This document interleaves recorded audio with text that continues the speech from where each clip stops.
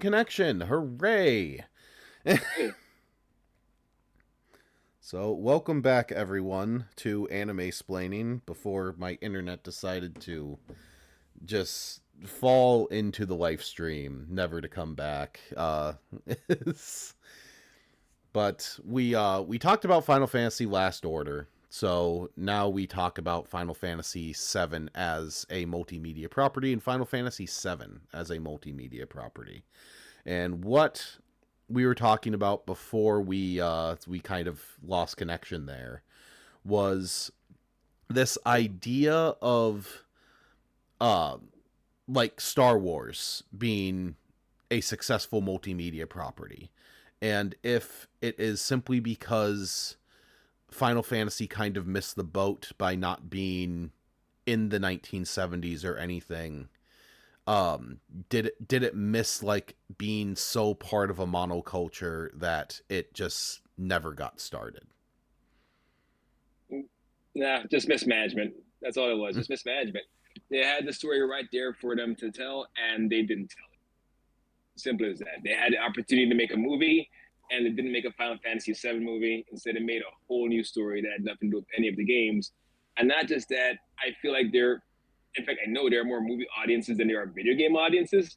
So more people got exposed to the Final Fantasy IP through the trash movie, and now they think this is what Final Fantasy is. And that's what I thought it was.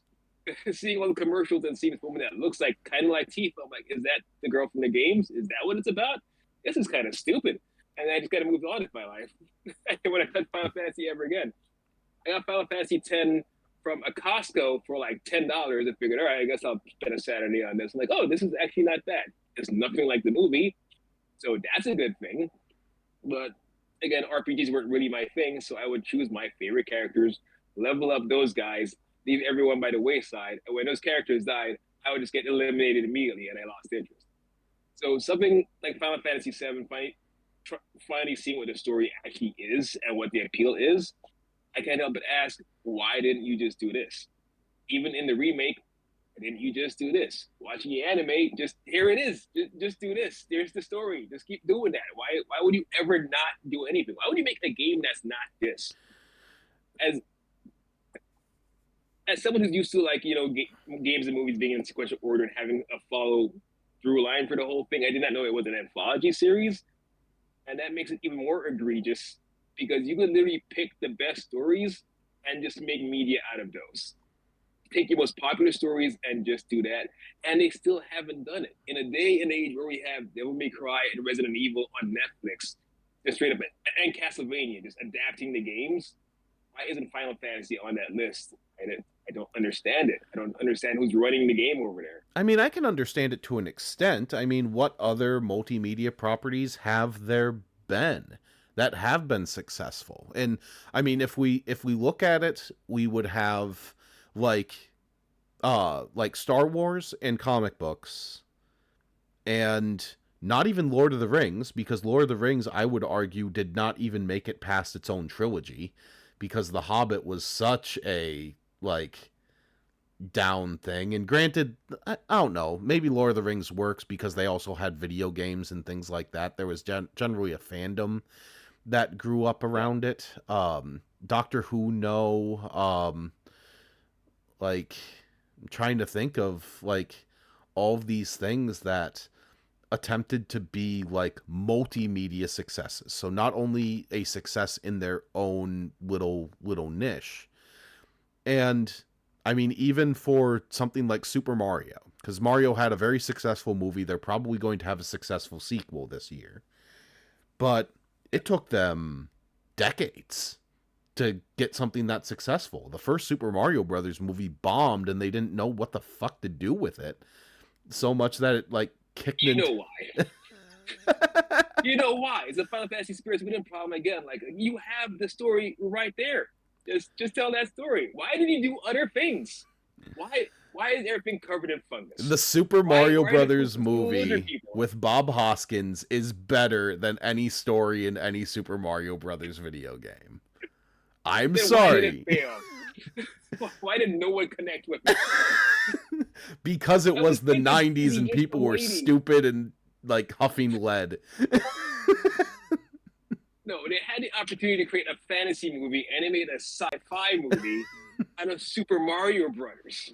Yeah, at the end of the day, it's because it was cynical. It was because we can just adapt. We can just put this property name onto anything, and make the like we can just make some weird shit and call it good. And I don't know. Does that make you, as a Resident Evil fan, does that make you trepidatious for the Resident Evil movie coming out? Since it's not going to be based on the games. I only trust it because of the director. I'm not seeing a Resident Evil movie. I am seeing a movie from the guy that made Weapons and Barbarian. Watching. It just happens to be about Resident Evil. Well, any other director, I'd be pissed. I'd be shook right now. Like, you're doing it again. I was like, oh, Weapons guy? Yeah, I'm on board. Right, I'll watch that. That show would be hilarious. It would be awesome. But I mean, Resident Evil wasn't a multimedia property. That's only been successful in games. Like, they've tried.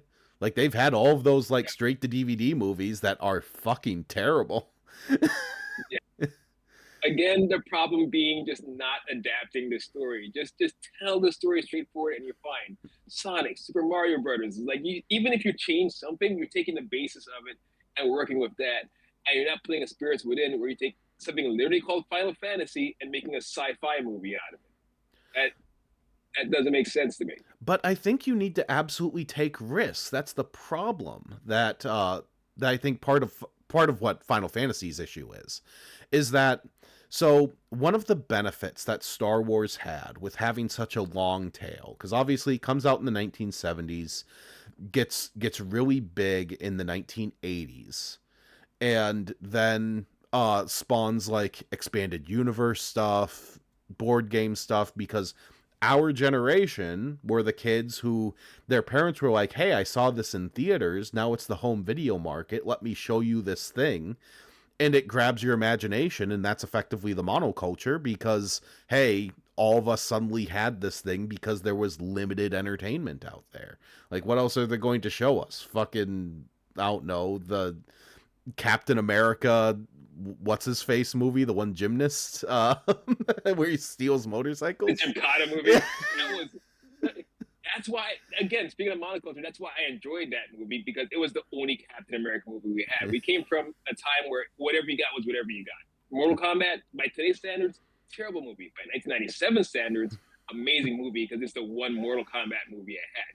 And even after that, the alternative was Annihilation. So it's like, all right, I guess Mortal Kombat 1's going to be as good as we get it. We only get one good one. Even true to this day, only one good Mortal Kombat movie. I'm gonna say yeah. They had the opportunity again, and like, who the fuck is this guy?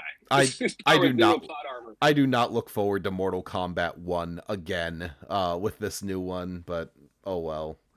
I am just because they changed the lead. At least they're focusing on Carl Urban this time, who's a much stronger lead than this other guy, and it's an actual character from the game. And that's a made-up dude I'm supposed to enjoy out of the blue. Stop making up new shit for things I already enjoy. Stop ruining it. No, but and that's what I was going to get into with Star Wars because you had all this expanded universe stuff. Granted, once the prequels came out, that was still George Lucas. You still had a single voice. But we also had the point where Star Wars was no longer belonging to George Lucas when the prequels came out.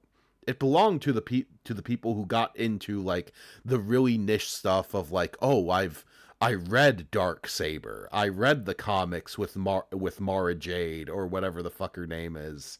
And like where's Luke Skywalker's red-headed wife? I need to know this. When you put it that way, I understand why George R.R. Martin is not finishing Game of Thrones. The fandom has built this up way too much. If this is better than anything I can write, I'm not touching it. Because George Lucas tried for 3 movies and it was dragged for it. Yeah, all George R.R. Martin needs to do right now is just not finish Winds of Winter and in the final book and just go like, oh yeah, my ending would be different. And then just die. All you have to do. Just avoid the George Lucas problem. George Lucas had 3 movies that were trashed, and then he had to sell the rights to his beloved property. Like, nah, don't just avoid that. Avoid that fate. The fandoms are the worst. Don't do it to yourself. But it's almost like what the trick is to like not start in a niche. And so Final Fantasy 7 starts in a niche, starts in video games. Like you have a limited audience because in the 90s like movies were king. I mean, this is why Titanic exists. um Yeah. and you're not able to move into the larger thing because you are in this niche. There's not enough of an audience. They don't have enough disposable income to meet the demand of what you are trying to do. And so you just kind of sit here, but at the same time, they didn't take any sort of risks. You didn't have expanded universe Final Fantasy VII novels. They weren't following different characters. You weren't having like, oh, what's just a regular life of someone in Midgar or something like that. You didn't have these things. You just have Cloud in the team, and then absolutely everything you do needs to turn into the Star Wars problem, where now absolutely everything needs to be the most important possible thing ever. Everything needs to tie into the novels instead of just being a story that exists in the thing. So I think that's where like Final Fantasy as a property ends up missing, is that they obviously go into just trying to tell an original story and go into it that way. Cool. Final Fantasy itself has a design to it, has a understanding that you want to do. They have very focused things that they like to do, which is like, okay, we like generally have swords of some kind. There's kind of a sort of sci-fi fantasy sort of blending that we have, and even when we do like true fantasy stuff, there's still a little bit of steampunk in there to just kind of make it interesting. But just because you have an aesthetic doesn't necessarily mean you have a story that can be told over multiple properties. Meanwhile, you have a juggernaut like Marvel and DC who have this pastiche going back to the 1920s that they can Yeah. pull from. You can literally just pull from absolutely anything that you want, because whatever, James Gunn really likes the Silver Age, so I guess we get this guy who really likes the Silver Age, and you get people who, grew up on the Silver Age who kind of take it as a means to critique the comics of today. Like you have your Grant Morrison runs on things, or just like straight up, hey, what I'm going to do is I'm just going to do a really good version of the most basic shit like Jim Lee does. Well, again, that's because they have a source to pull from. That's 100 years of continuity that they have. You can just take a story and say, "I'm doing that," and the fans gonna go crazy. What did Final Fantasy do? I'm gonna make something up. The fans are gonna love it. Like, nope, nope, nope. That's not how that works. Even Marvel is smart enough to call a movie Civil War, even though the movie barely has anything to do with the comic book Civil War, or Infinity War, even though it's barely similar to the comic book Infinity War. At least it's some kind of anchor, even with the change. You take risks, yeah, and you change the story, you change aspect, you change characters who would have done this, and you put them over here. Those are the risks you take. But these are still beloved stories that you're adapting. We brought up Lord of the Rings earlier, borderline a straight adaptation. In fact, people love the longer versions because that's even more of the books they got to enjoy. Harry Potter, hey, let's bring up Twilight, let's bring up the Hunger Games. You're just taking what's there and putting it on the screen. For some reason, Square, they can't do that. You have one game, one story, just do that story, and you can't do that for some reason. Well, I apologize for the writers in this regard, especially with Remake and Rebirth, and I kind of go into that when we play the games. Final Fantasy VII original property feels incomplete. It feels bare bones because of the nature of the time that it came up in. Like you've said it yourself. There are parts that we go into where they absolutely let the moment breathe a little, and then there are moments that just like they speed through. Barrett's backstory takes 20 minutes. Like, Yeah. and that's supposedly this tragic story of, how he lost his arm and he became like anti-corporate and all of this other stuff. Forgot it already. I'm not gonna lie to you, I already forgot it. I'm pretty sure I've watched it twice. I forgot it already. So I understand at least the side of it where it's like, oh, we have modern gaming where we need to make a 40-hour RPG, and we want to make a property that exists across multiple games. So we need to make multi 40-hour RPGs out of this one 30-hour RPG. How do we do that? Well, we do it by fleshing out characters. And they've done a decent job in Remake so far with Tifa, because and I understand the reading of it that people have for original, where Tifa seems downright manipulative. You lived in Nibelheim, Tifa. You know Cloud wasn't there.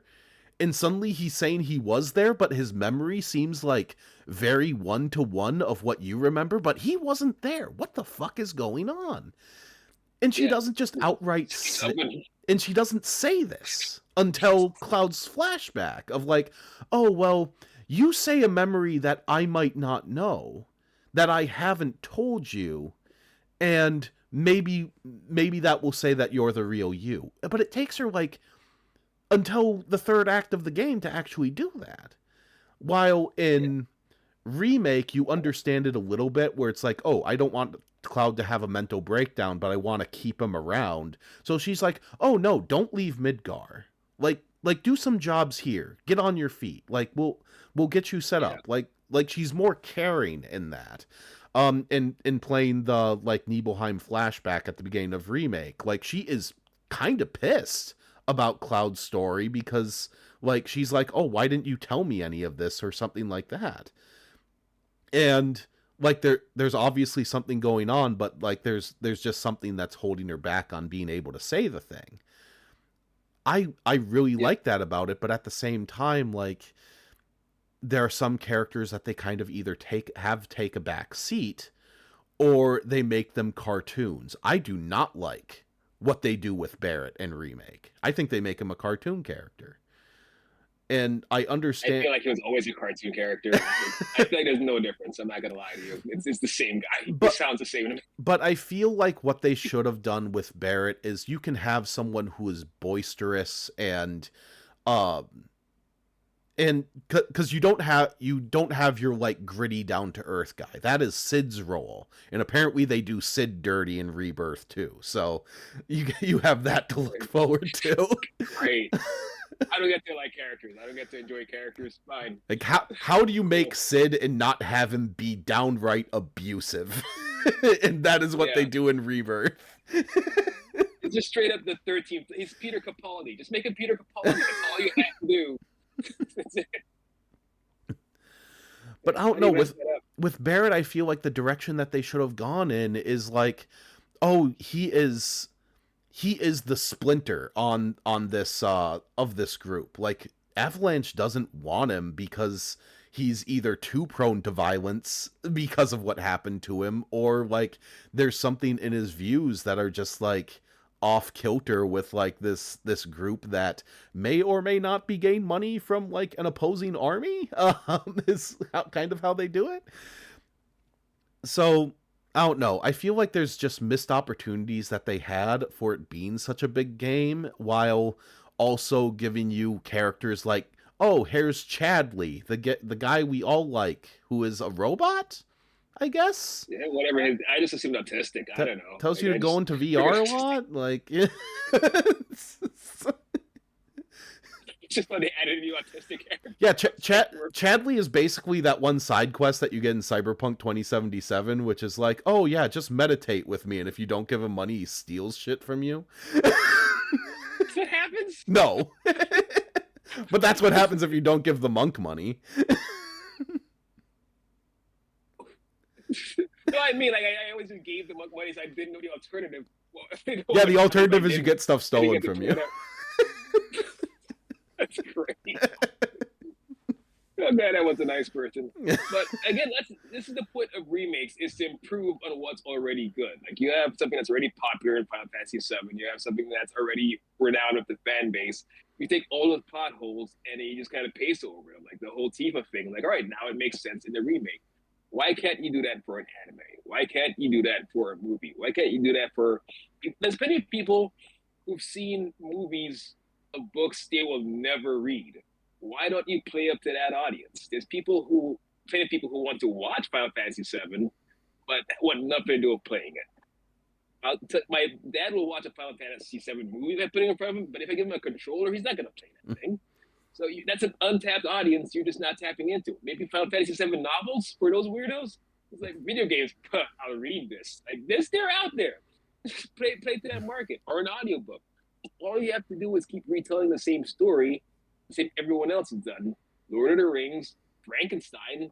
We don't need another Frankenstein. That regular Frankenstein is fine. Dr. Jekyll and Mr. Hyde, Sherlock Holmes. No one's making you Sherlock Holmes. You're just retelling the old stories.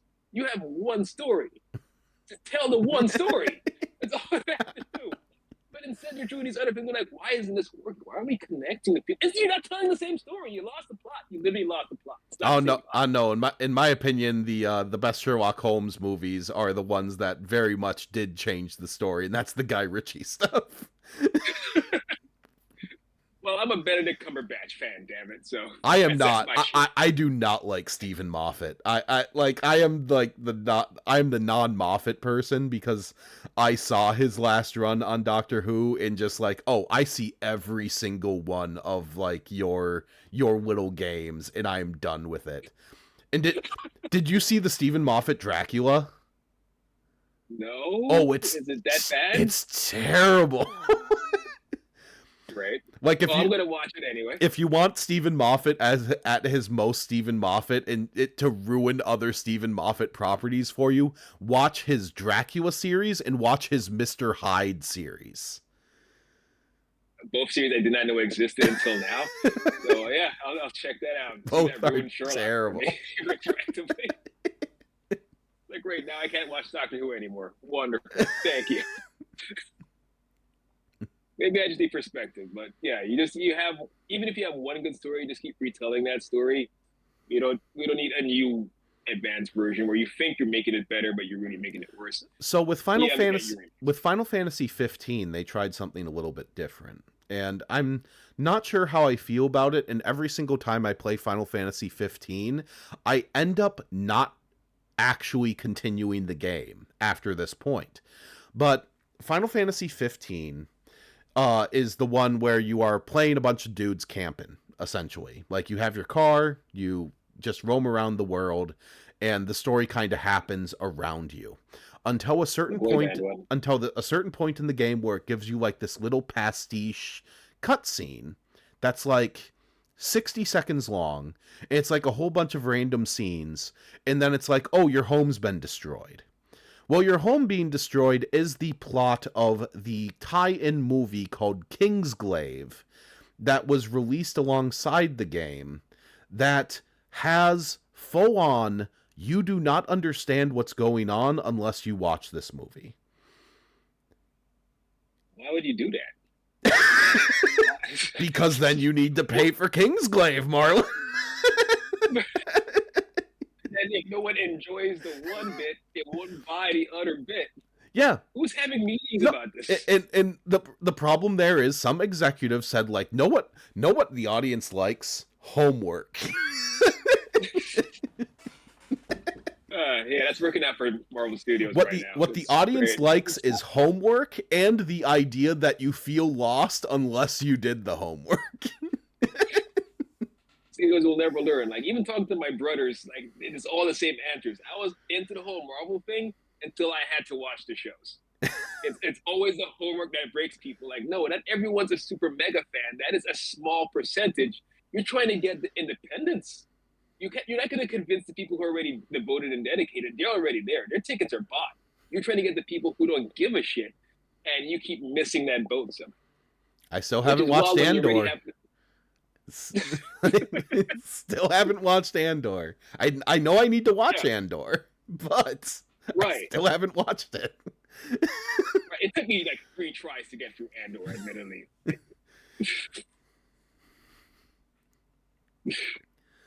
Like it's one thing. It does appeal like to the core fan base, but yeah, I'm not gonna get my brothers to watch Andor. I'm not gonna get my mom to watch Andor. It's a lot more difficult to get other people into this niche thing without homework. And it's Andor, it's freaking Asuka. That pissed me off because I watched Ahsoka and suddenly I had to watch like the CG shows. I had to watch Clone Wars and Rebels. I'm not doing it. I'm a Star Wars fan and I'm not doing it. I don't give a shit about these characters. I have I'm to not play. going to give a shit about these characters. You can't make me. I have to play Fortnite to understand the sequel third movie. What? Yeah. And that's how you get people to just drop out. They're not going to say we're skipping this particular piece of media and then just going to move on. No, you drop out completely. I am burned out on Star Wars. There's this other show. What did they have, like a Jude Law and a bunch of kids? I don't give a shit. I'm not watching that.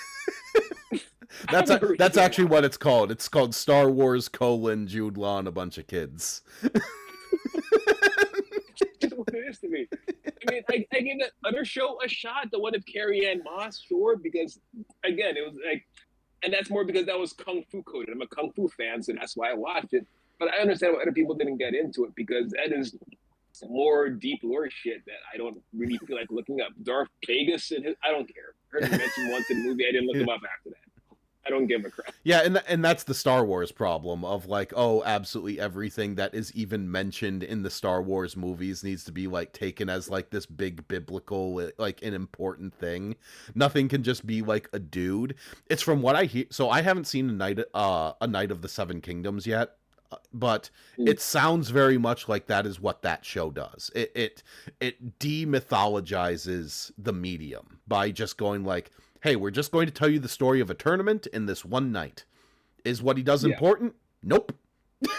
Yep. That's why it's so freaking good. And that's why it's such a hit. You don't have to do any Game of Thrones homework. You don't have to study who the Baratheons are, the Targaryens. No one gives a shit. Just follow this guy. He just does stuff. And it's perfect. More shows like I'd love a Star Wars show like that where I didn't have to do homework, where I didn't have to care about who the Skywalkers were. There's some new Jedi we're talking about, or there's no Jedi. Great. It's what the Han Solo movie should have been. It's about the part of the Star Wars universe without the Skywalkers and without Jedi. But instead, we have to link all this shit. Here's Chewbacca. Here's how he meets this person. Here's all this stuff. And no one wants that. No, people come to movies in the first place so they don't think. You want to turn your brain off and suspend your disbelief when you're watching movies or a TV show. You don't want to have to recall and think back to other crap. You have your own problems. You have enough real life problems as it is. You don't need to add fictional problems to that list. Oh, another great example, Wonder Man. You don't have to really do any homework for Wonder Man. They'll mention stuff like Trevor Slattery being an Iron Man and stuff, and it's not required. You don't have to know that history. They'll sum it up in 2 minutes, or like 2 lines, right? You got it, good. And we move on. You don't have to go back and read the fucking shit. I will say because of that show, so there's one advertisement that plays in my local movie theater, the Plymouth over here, where it's like a car commercial, but it starts with "Hello America," and now I just go America.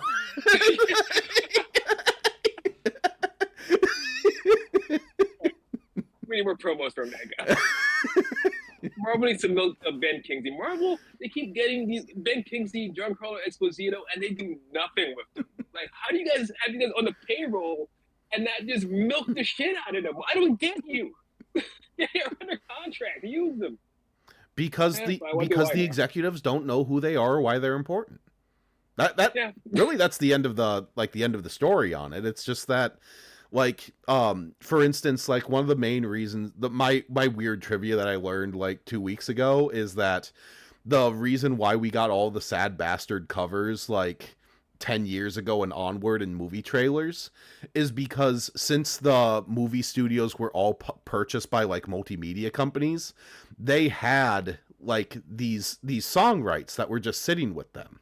So what they did was they made a whole bunch of covers for these songs that they already had the rights for and put them into movie trailers so there would be the possibility that someone would go, oh, I really like this song. I'm going to purchase this new song that I've heard and buy the cover.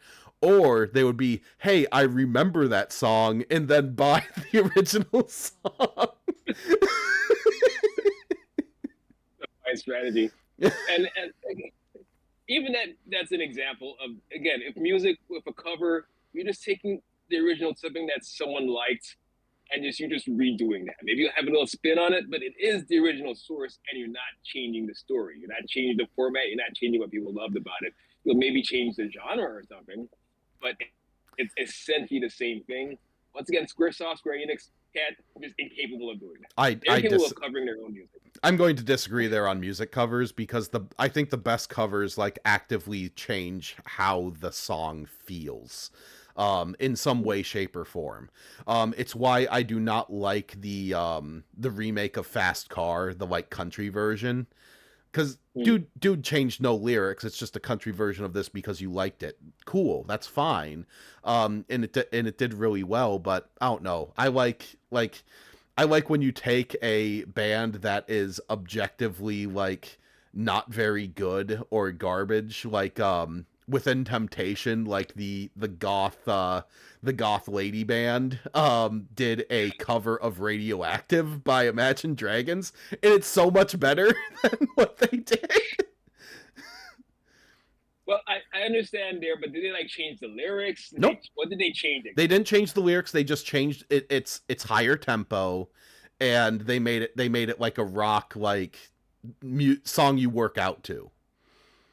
Right. That's pretty much what I'm asking here. Like, I'm not asking for. Yeah, what I'm saying is, SquareSoft, Square Enix, they're not doing that. They're not just taking this and making an anime version, or how would this work as a movie? How can we take Final Fantasy VII and turn it into just 2 hours and make it work for the general public? They're changing the story entirely, or just straight up not using it. I do not understand that. This is more like saying you're doing a cover of Radioactive, and then the song is not radioactive. It's titled Radioactive, but it's something else entirely. And that's how I feel about most Final Fantasy VII related things. Like, it's just do this and you're set. Do this for 12, 13, 26 episodes and you're set, but they don't give us that. There's a reason I didn't know what the story was until we covered it together for the stream. Because it's not out there. They say it's classic. They say all this stuff, but we don't. I don't know the story. It's not out there in other media for me to catch. Unless I play the game myself, I'm not going to know the Final Fantasy VII story. Yeah, understandable. So this will be in like our true post mortem on it, where when we finish the game, is there anything in the Final Fantasy VII original story? So not alternate media stuff, so like Last Order or anything like that, but anything in the story itself within the game that you think it's like, oh, I see why this was remembered and why this is a classic. Like, are there any moments that stand out to you so far? Because I would say we got all of them, all of like the big moments so far. I feel like these are big moments to a kid. I feel like these are deep moments for a child playing the game. Where if your frame of reference is even Final Fantasy VI, which is apparently completely childish by comparison to a completely different genre and crap, if your only frame of reference is like, say, Rayman or Super Mario or freaking Sonic the Hedgehog, this is gonna come off really deep. Like, oh my god, characters die in this, characters fall in love with this. This is like your first introduction to like real adult media. But me, an adult watching this, no, I don't understand. It's like you kids can have it. Yeah, I The, don't the know. whole Like, I think some moments still hit. I do think that like Aerith's death and the character's reaction to her death still hits decent. I know how they change it in Rebirth. I've already had it spoiled for me. Where I understand what they're doing. I think it's an interesting take, but I do not think it is a good thing to do. I think that it's not very good follow through, based on what I have seen, but I'm willing to judge slowly as we play Rebirth to see like, oh, maybe this was actually a really cool thing to do. Um Alternatively, I do like that they gave like Cloud's big revelation scene a lot of time. Granted, you have Tifa going into his mind palace, which is a little bit weird, but I like this idea that your main character, who is your big hero guy, in a time of big hero guys like Duke Nukem and things like that. It's this character with literally like a giant phallus that he carries on his back. And at the end of the day, like, his backstory is like, I was really insecure. I wanted to do well with my life, and the most I was able to do was I got this like dead end soldier job. I was just basically a security guard. I did not want to return home and say that this was me, so I hid my face. But when, push came to shove and I saw like my friend in trouble, I sprung into action and things like that. Yeah. I like that about Cloud's backstory. He wasn't a hero to begin with. He was just a guy who ended up stepping up when he needed to, and it kind of broke him for 2/3 of a game because of it. Yeah, that is a cool element. Like I can admit, like these are really good story beats. I guess for me, it's just the delivery that didn't quite land for me, or rather, it landed too late in my life. Like I could say that if I was a target demographic at the time and I played the game long enough to get to these parts, like, all right, I'm on board. These are things that would have hit me at 11, 12 years old. That this is someone who's, you're right, not Duke Nukem. He's not Blasto. He's not. This is not going to be a game of a happy ending.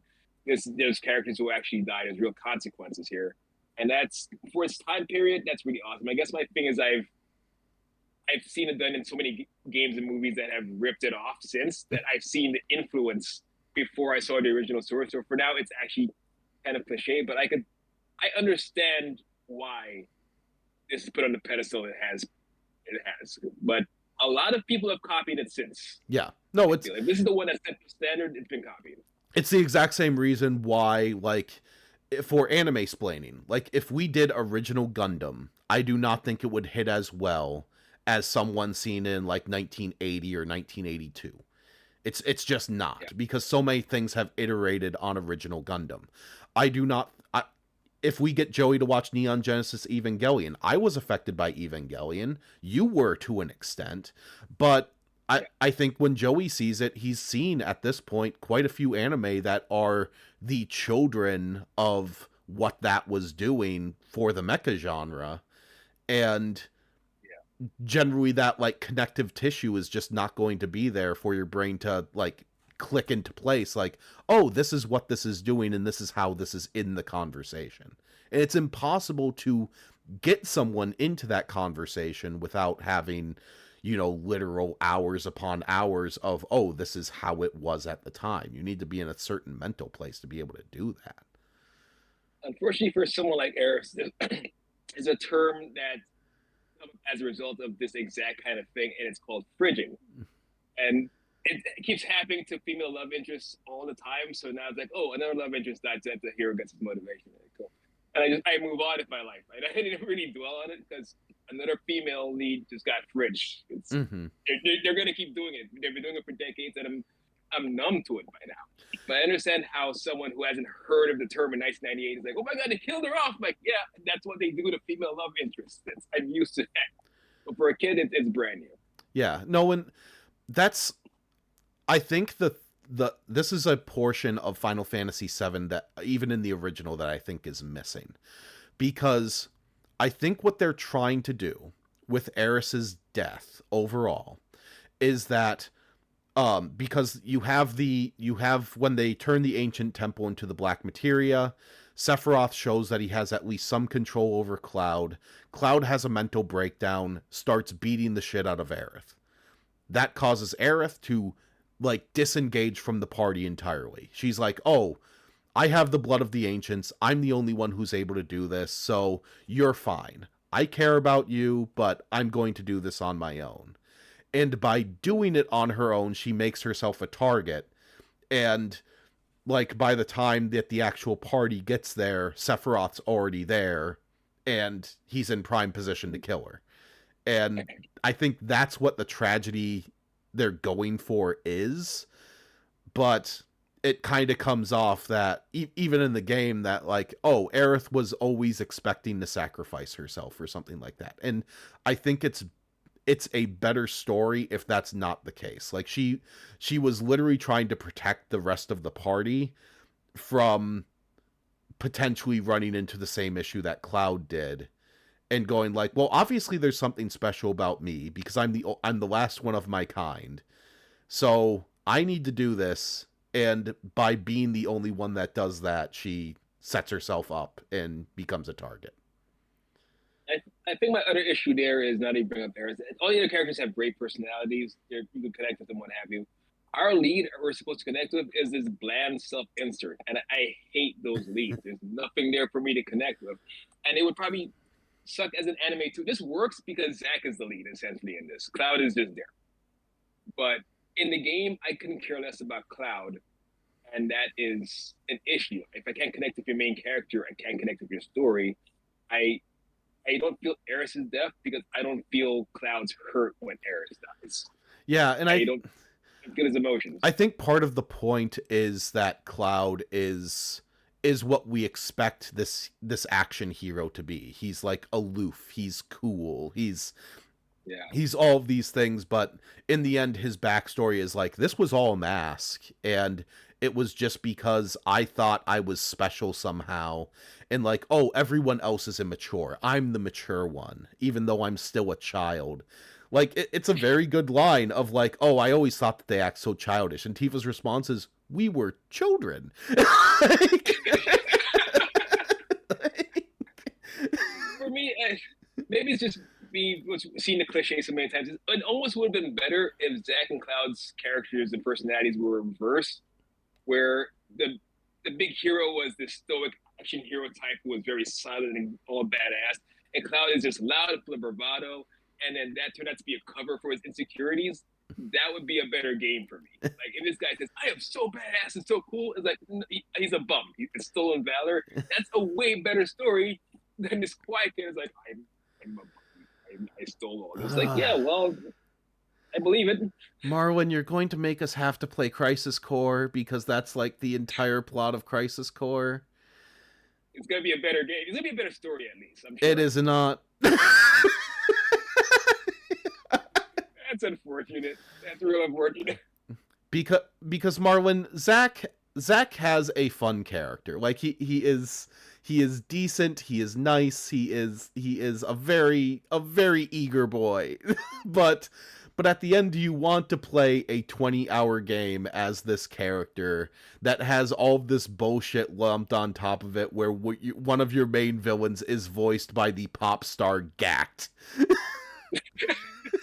I did not know that. That sounds amazing. That part sounds appealing. I'm on board.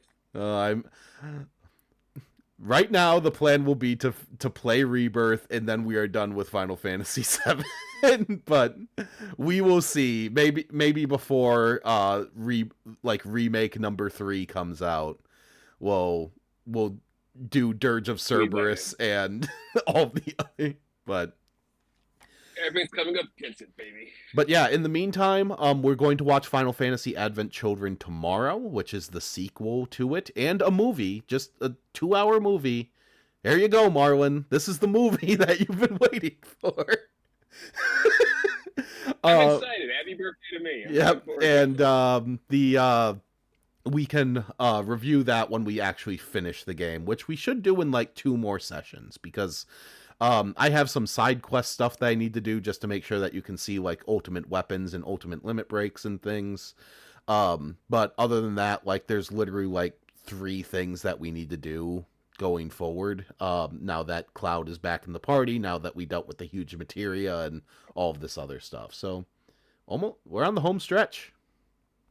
That's fine. I feel like the game is running out of momentum, so it's a good time to. I feel like the structure that would normally work for an anime, they applied it to a game, and it just doesn't work. Because in a game, for me, I treat it like a movie, and I just want to get to the end.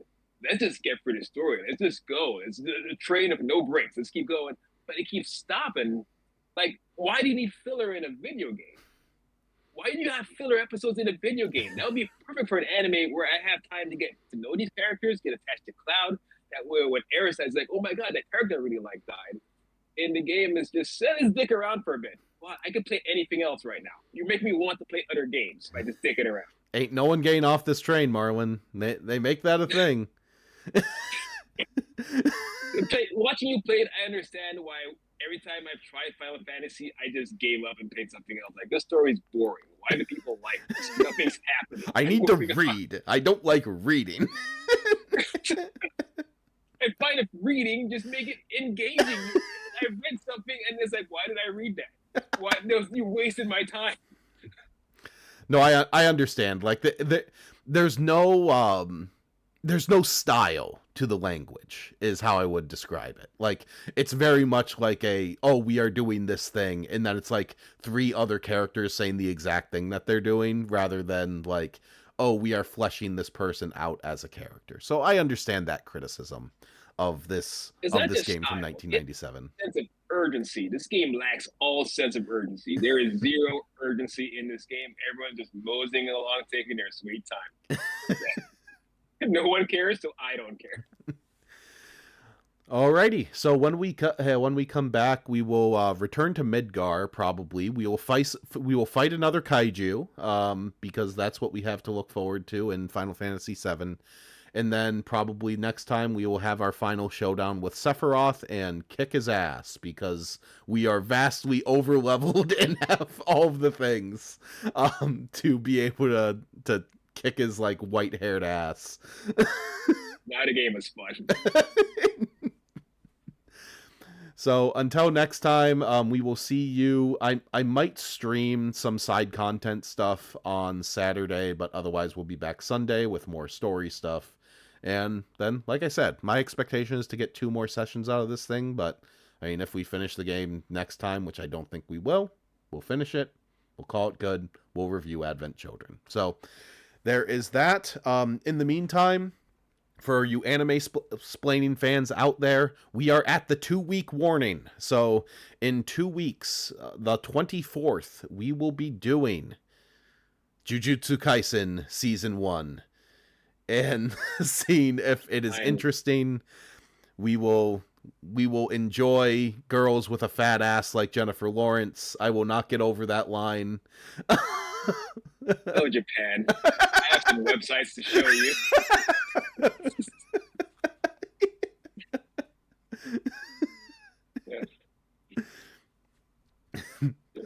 But until then, we will be back. So what I'm going to do, I'm going to do my normal overachiever thing. I'm going to watch Jujutsu Kaisen Season 1, and then I'm going to watch Jujutsu Kaisen 0 again to kind of revisit it on that end. And maybe it is good now. Maybe I will like it if I watch it back to back. I'm on the same train. I was thinking that too. Maybe I judge it harshly, and maybe after watching the show, I have context that I'll actually enjoy. Yeah, so we'll be back in 2 weeks. And until then, thank you, everyone. We'll see you Sunday.